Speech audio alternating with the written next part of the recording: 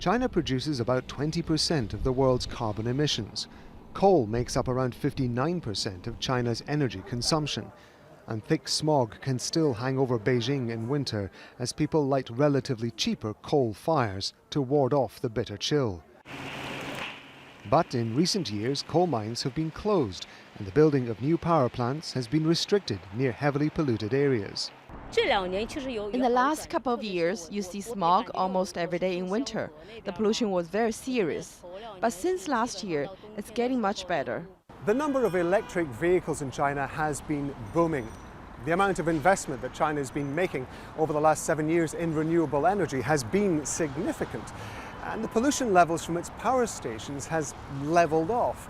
But despite that, China's emissions as a whole for the first 6 months of 2019 rose by 4%.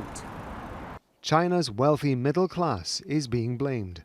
The surge in demand for new housing and infrastructure has meant more work for China's steel and cement factories and a rise in pollution.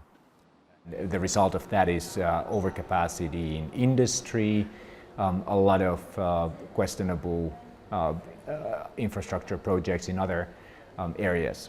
So that's the part where there is space to build what you actually need, but stop building just because you want to create demand for more steel and cement and construction work. China has argued for years that it shouldn't be criticized for using coal to power its remarkable transformation into the world's second largest economy.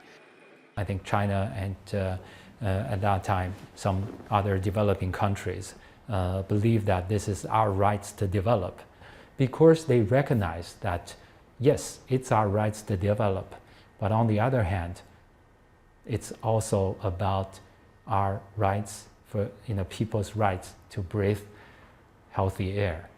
The skies above Beijing may be clear more often, but while China's new middle class demand new homes, Chinese factories are likely to continue pumping out pollution. Rob Matheson, Al Jazeera, Beijing.